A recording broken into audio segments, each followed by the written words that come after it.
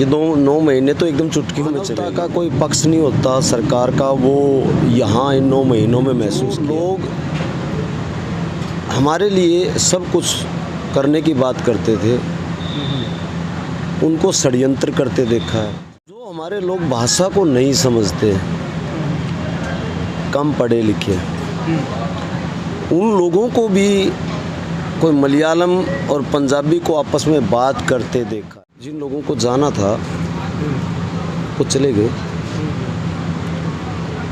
चाहे हमारा ही समूह हो, कुछ लोग जाने ही हैं, कुछ काम से चले गए, कुछ कोई काम आ गया, कोई बहाना। देखा है कि इस बार के रक्षाबंधन पे कोई टिटोली के भूप सिंह यहाँ से चल के और पंजाब के मुक्तसर के सुरेवाड़ा में जाते हैं, और वहाँ एक भरा पूरा जो परिवार है, बहन बेटियाँ, बिल्कुल जो कल तक अनजाने थे, उनसे पूरे रस्मों रिवाज से, राखी से लेकर। नेताजी, मैं स्पष्ट सीधा नाम लेके कहूँ, कुंडू जी ने जब यहाँ रसोई लगाई तो उनको ये कहा गया था कि आप महम चौबीसी के नाम से क्यों नहीं करते हो, ताकि एक जुड़ाव महसूस हो। इतना बड़ा क्रांतिकारी एरिया है, तो एक किसी व्यक्ति के नाम से ऐसी चीज़ें होंगी तो वो ज़्यादा दिन नहीं चल पाएंगी।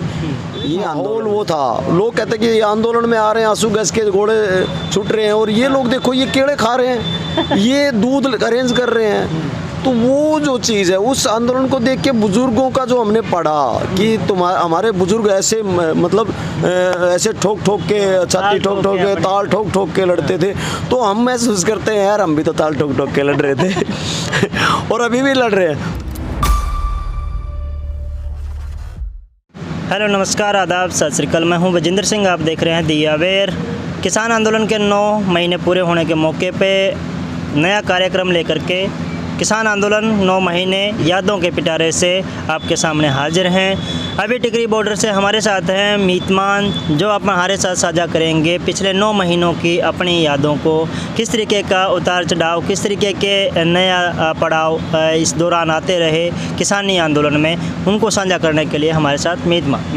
राम राम, सत श्री अकाल, सलाम आपके दर्शकों को, और जितने भी हमारे जो भी साथी हमारे को देखेंगे उन सबको जय किसान जय जवान। मान साहब, इन 9 महीनों को किस तरीके से देखते हैं, कैसे याद करें? ये 9 महीने तो एकदम चुटकियों में चले गए जी। और यहाँ जब किसान आंदोलन में बैठे हैं तो पता ही नहीं लगता दिन का कि कितने जल्दी चले जाते हैं। बाकी इस 9 महीने में बहुत कुछ देखा है। सरकार जो हमने ही बनाई है, उनकी हठधर्मिता देखी है। मानवता का कोई पक्ष नहीं होता सरकार का, वो यहाँ इन 9 महीनों में महसूस किया है। जो लोग हमारे लिए सब कुछ करने की बात करते थे, उनको षड्यंत्र करते देखा है। ये तो सरकारों का पक्ष हो गया, और दूसरे पक्ष की जब बात करेंगे तो हमारे ही कुछ लोगों को हमने बदलते भी देखा है। कुछ अच्छा बदलाव आया कईयों में, जो आंदोलन को देख के धीरे धीरे पूरी बात समझी है। कुछ लोग ऐसे भी थे, हालांकि उनकी संख्या कम है, जो भक्ति काल से बाहर ही नहीं निकलना चाहते। उनको कोई तर्क पसंद नहीं है, कुछ पसंद नहीं है, तो वो संख्या उनकी सिकुड़ रही है, बट वो लोग भी हैं। तो ये 9 महीने के अलग अलग एक्सपीरियंस चीज़ें। संस्कृतियाँ केरल से लेकर आसाम तक के लोग आए यहाँ पे। हरियाणा पंजाब एकता तो आप सुनते ही हो, इस आंदोलन की जान है। तो जो हमारे लोग भाषा को नहीं समझते, कम पढ़े लिखे, उन लोगों को भी कोई मलयालम और पंजाबी को आपस में बात करते देखा है, और बहुत नज़दीक से उस चीज़ को महसूस किया है कि ये लोग एक दूसरे को कितना बढ़िया से समझते हैं। वो कहते हैं कि इस देश में एकता है, लेकिन वो एके की भाषा क्या है? वो भाषा सबसे बड़ी है आर्थिक। जब आपके आर्थिक चीज़ों पे चोट पहुंची, आपके आर्थिक जीवन को तहस नहस करने की कोशिश की गई। तो जब हम उसको लेके बात करते हैं तो बिल्कुल एक्यूरेट अगला क्या बात कर रहा है अगला भी वही समझता है, चाहे उसकी भाषा अलग हो, भाषा से बेशक ना समझे लेकिन एक्सप्रेशन से और महसूस करते हैं लोग। ये चीज़ यहाँ इन 9 महीनों में देखी है। 9 महीनों में हमने देखा है कि इस बार के रक्षाबंधन पे कोई टिटोली के भूप सिंह यहाँ से चल के और पंजाब के मुक्तसर के सूर्यवाड़ा में जाते हैं और वहाँ एक भरा पूरा जो परिवार है, बहन बेटियाँ, बिल्कुल जो कल तक अनजाने थे उनसे पूरे रस्मों रिवाज से राखी से लेकर हर चीज़ बंधवाते हैं और बहुत बढ़िया से कह पाते कि ये मेरा जीजा, ये मेरी बहन। तो संस्कृतियों को नज़दीक आते हुए देखा है। आप कह रहे हैं चुटकियों में ये 9 महीने निकल गए, परंतु बरसात आती रही, सरकारों का षड्यंत्र चलता रहा, बीच में बहुत सारी गर्मी भी पड़ी, सर्दियाँ उससे पहले थी जब शुरुआत में लोग आए थे। तो उस मौसम के बदलाव और सरकारों को षड्यंत्र को किस तरीके से देख रहे हैं इस पूरे आंदोलन? देखिए, मौसम ने तो अपना काम करना है। मौसम का बदलाव, बीमार हैं, मैं भी अभी 6 दिन 7 दिन लगातार बीमार ही था, आज थोड़ा सा रिलीफ है। मौसम को की मार को तो झेल लेगा किसान, लेकिन किसान ना षड्यंत्र को समझता है और करने का तो उसकी कभी फितरत ही नहीं रही है। चाहे किसान हो, चाहे हमारे गांव से जुड़े हुए मजदूर हों, कमेरा वर्ग कोई भी, सरकारें तो हर हिसाब से षड्यंत्र करती हैं। कई जगह हमारे बहुत से टेंटों में आग लग गई, जबकि उसके पीछे रात को सोते हुए आदमी को इस तरीके से टेंटों में आग लग जाती है।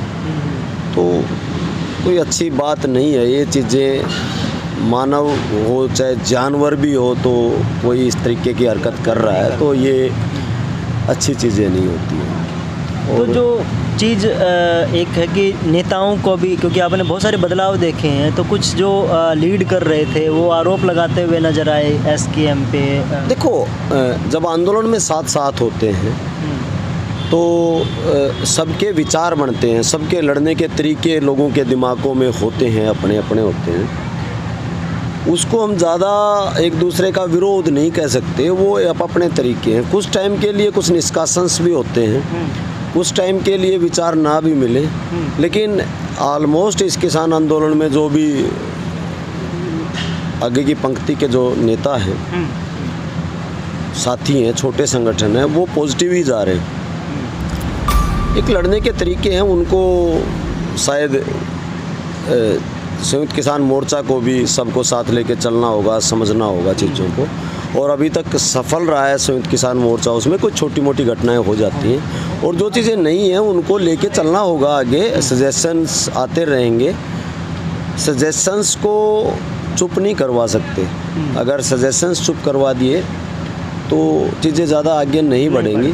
तो ये नॉर्म एक प्रक्रिया है। मैं अभी तक कहूँगा कि अभी तक ये आंदोलन पूरे तरीके से सफल है और सही दिशा में जा रहा है। जी, शुरुआत में किसानी आंदोलन था, बीच में फिर जो है एक नया नारा बुलंद हुआ, किसान मजदूर एकता का।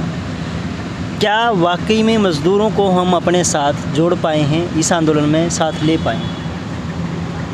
देखिए, मज़दूर भी अलग अलग आप कैटेगरीज हो गई हैं।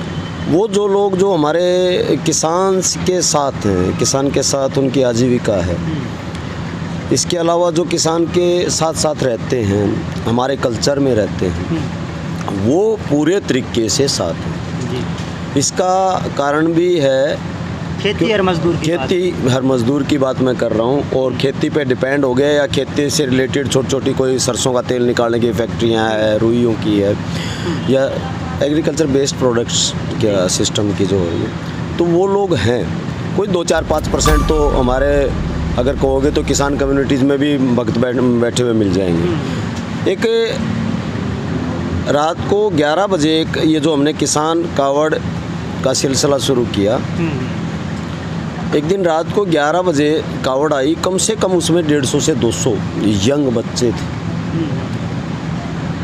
गाड़ियाँ और पैदल दौड़ते हुए एकदम हमने देखा। हम स्वागत के लिए पहुँचे तो बैनर्स थे उसमें कि किसान मजदूर एक का कावड़, यात्रा गांव बोहर गांव से मेरा काफ़ी जान पहचान है, जानता हूं। तो मैंने देखा कि वो साथी थे जो मज़दूर वर्ग के थे। फिर मैंने देखा कि भाई ये किसान वाले नहीं आए, बोला ना जीव का प्योर देसी हमने अपने वाली कावड़ ले दी अगले मजदूरों की। तो उसमें देखो आप 150 से ज़्यादा अकेले हमारे जो मजदूर वर्ग के साथी थे, बच्चे थे, वो एक जज्बा है। बोले कि 7 बजे हमारा प्लान बना है और हम दौड़ दिए इकट्ठे होकर। और इस किसान आंदोलन के एक की जहाँ आपने जो सवाल किया उसका बहुत मजबूती से ये जवाब है कि भावनाएं कितनी वो हैं कि आप 7 बजे ग्राउंड में खेल रहे होते हैं, फिर आपका 7 ही बजे प्लान बनता है और आप इकट्ठे होके बोले कि चलो रोटी तो बॉर्डर पे जाके खाएंगे। तो दौड़ते हुए 150 बच्चे मज़दूरों के टिकरी बॉर्डर पे आ जाते हैं। तो एक का तो बन रहा है और ये इस किसान आंदोलन की आत्मा है। ये थ्रेट है उन पूंजीवादी सरकारों, सिस्टम और उन लालाओं के लिए जो पूंजीवादियों की मैं बात कर रहा हूँ कि तुम्हारा जो ये देश को खाने का, तहस नहस करने का जो सिस्टम है ज़्यादा दिन चल नहीं पाएगा, क्योंकि ये एक का बढ़ता ही जाएगा। महसूस करने लगे हैं लोग कि हमें अपने पेट के लिए एक होना पड़ेगा। शुरुआती दौर में भांत भांत के लंगर थे, अनेकों लंगर थे, संख्या भी पैर रखने तक की जगह नहीं थी।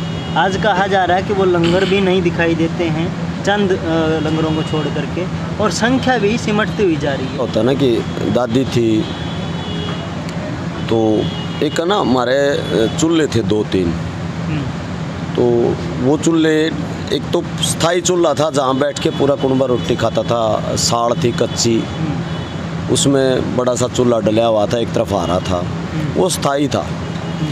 और 2-3 ऐसे चूल्हे बनाए जाते थे जिनको उठा के कहीं भी रख लेते थे, तो उठाऊ चूल्हा। अब उठाऊ चूल्हे जो होते हैं उनका ज़्यादा सेटअप सा नहीं होता, वो उतने मजबूत भी नहीं होते, और नंबर 2 उनका उठा के कहीं भी चले जाते हैं। तो उठाऊ चूल्हे आंदोलन जब आया तो जिन लोगों को मशहूर होना था, भांति भांति की बात कह या उसमें हो सकता है कुछ लोग जज्बाती भी थे, अच्छी बात भी थी, उसमें कोई ऐसा नहीं है। तो उन्होंने बेचारों ने कोशिश भी करी, कुछ उठाऊ चूल्हे थे। तो इस टाइप का जो चीज़ था वो ज़्यादा दिन नहीं चलता है, वो लोग चले गए अपने। जितने दिन उन्होंने भूमिका निभाई उनका धन्यवाद।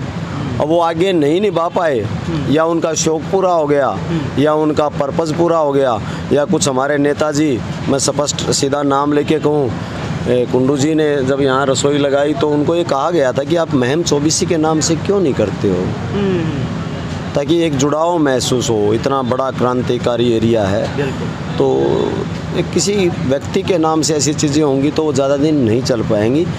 ये आंदोलन है, यहाँ ना एक व्यक्ति कर सकता है, ना एक गांव कर सकता है, ना एक गांव का समूह कर सकता है। ये तो बहुत बड़ा सेटअप है। यहाँ संगत करती, जैसे आप जेसो को लगा लो, हम यहाँ कर रहे हैं, हम तो एक एक्सपीरियंस, क्योंकि पहली बार लंगर का एक्सपीरियंस हमारी संस्कृति लंगर्स की नहीं रही है। तो ये जब करके चले तो हमें ये चीज़ बहुत बढ़िया से समझ में आई कि एक समूह जो पता नहीं कितने गाँव को, कितने युवाओं को, कितने लोगों से मिलकर बना है, तब जाके चीज़ चलती है। कोई एक व्यक्ति चाहे उसमें लीड कर रहा हो, चाहे वो एक व्यक्ति छाती ठोक ले या कहीं से कदे मैं ऐसा कर लूँगा, और नहीं कर सकता। यहाँ पर एक समूह काम करता है, और इसीलिए किसान आंदोलन मजबूत है, क्योंकि किसानों की सबसे बड़ा सेटअप क्या है कि वो मैनेजमेंट करना जानता है। एक गांव का पूरा सेटअप गांव से इकट्ठा होता है, आ गया जी, एक गांव 20 गाँव को खिलाया जाता है, जब दूसरे गाँव की बारी आती है वो गाँव 20 गाँव को खिलाया जाता है। तो ये सेटअप है। इसी सेटअप की वजह से मोदी जैसे पूंजीपतियों की सरकारें जब जुल्म करेंगी वो किसानों के आगे कभी नहीं टिक पाएंगी, क्योंकि किसानों के पास स्थायी सेटअप है, सरकारों के पास भी स्थायी सेटअप नहीं है। ये कोई धार्मिक आंदोलन नहीं है, ये कोई शहनबाग जैसे जो बेचारे बैठे थे उनका धरना नहीं है कि आप उठा कर चलता कर दोगे, या और कोई कर्मचारियों का धरना नहीं कि उठा के चलता कर दोगे। ये धरती पुत्रों का है सेटअप, जिनके पास स्थायी साधन है। तो ये चीज़ यहाँ आके लंगरों पे भी वही चीज़ बेस्ड होगी। इसलिए जो लंगर अब बचे हैं वो मजबूती वाले हैं। उनसे आप जितने किसान आंदोलन में लोग पहले थे उससे 10 गुना ज़्यादा लोगों को अकेला यही लंगर खिला सकते हैं, क्योंकि इनका सेटअप है, इनकी व्यवस्था है, और वो व्यवस्था के उसके पीछे किसान की व्यवस्था है जो रियलिस्टिक व्यवस्था है। इसके पीछे अब NRI नहीं बचे, इसके पीछे आपके कोई भी जो पुशिंग ग्रुप्स होते हैं या पहले आरोप लगे कि कोई ग्रुप भाई आपको सपोर्ट कर रहे हैं, अब तो कुछ भी नहीं है। आ जाओ कहीं भी कोई भी देख लो, प्योर किसान बचा और किसान समर्थक बचा, किसान समर्थक बचा। और आंदोलन में जो भीड़ है, भीड़ की भी आपने बात करी, चुटकियों में चुटकी अभी किसान कावड़ का सेटअप शुरू हुआ। अब देखो कि दिन में हजारों हजार युवा आने लग गए। वो यहाँ बोल के गए कि भाई जब भी किसान आंदोलन को जरूरत होगी हम यहाँ पर आज ही रहें। रोहतक वाला एरिया 1 घंटे में आगे खड़ा हो जाएगा, सोनीपत का एरिया 1 घंटे में आगे खड़ा हो जाएगा, आसपास का एरिया 1 घंटे में, दूर वाला 2 घंटे में हो जाएगा, और दूर वाला 5 घंटे में हो जाएगा। सरकार की फौज से ज़्यादा रफ्तार है यहाँ पर किसानों की। तो भीड़ का तो कोई मायने यहाँ रखना ही नहीं है, भीड़ कम ज़्यादा का कोई इश्यू है ही नहीं, क्योंकि लड़ने का जो स्थायी बेस था वो बन चुका है। ग्रुप्स बन चुके हैं, कौन किस टाइम हफ्ते में चेंज करेगा अपने आप को, तो पूरा ये लंबी लड़ाई है और लंबा सेटअप बन चुका है। जी मान साहब, आप जब 9 महीनों को याद कर रहे हैं तो कुछ कड़वे अनुभव भी रहे होंगे, कभी लगा होगा कि ये आंदोलन छोड़ के चले जाना चाहिए, क्यों हम अपना समय ख़राब करें? दर्द काफ़ी बार महसूस होता है। कभी ये तो नहीं लगा कि छोड़ के चले जाएं, क्योंकि एक पक्का मन बना के लोग बैठे हैं। मेरे से मेरी 2.5 गुना ज़्यादा उम्र के लोग बैठे हैं। जब मेरे 96 साल के बुज़ुर्ग को मैंने यहाँ पर उनसे बातें की तो शुरू वाले 3 दिन में तो कभी ये तो मन में आया नहीं कि चले जाएं, बट वो चीज़ें देखी हैं कि आंदोलन में जिन लोगों को जाना था वो चले गए। चाहे हमारा ही समूह हो, कुछ लोग जाने ही हैं, कुछ काम से चले गए, कुछ कोई काम आ गया, कोई बहाना आ गया, कोई और चीज़। मेरे पास बहाना नहीं था। नज़र कौन नहीं मारता, नज़र हमारे भी, मेरे मम्मी की कुल्ली टूट गई, 2 जगह से गिर गई वो, तो मैं दौड़ के गया, बिल्कुल नहीं बैठ सकता जी। मैंने यहाँ जो जिम्मेवारी थी, जो मेरे साथी थे उन्होंने ली और मैं गया। मैंने 4 दिन हॉस्पिटल में मम्मी को सबसे पहले संभाला और मैं वहाँ पर रहा। मेरे फादर का हॉस्पिटल में इलाज चला तो लगातार 2 दिन मैं हॉस्पिटल में उनके साथ रहा। मेरे भाई हैं, छोटा भाई है, साथी हमारा संजीत, एक्सीडेंट हो गया। लगातार 4 दिन रोहतक में उनको होश नहीं आया। घर वाले नहीं पहुंचे थे, मैं पहले पहुंचा हूँ। पड़ोसी गांव का है भाई, तो वो चीज़ें संभालनी, क्योंकि हमारा साथी है, हम भी संभालते हैं, हम भी सामाजिक प्राणी।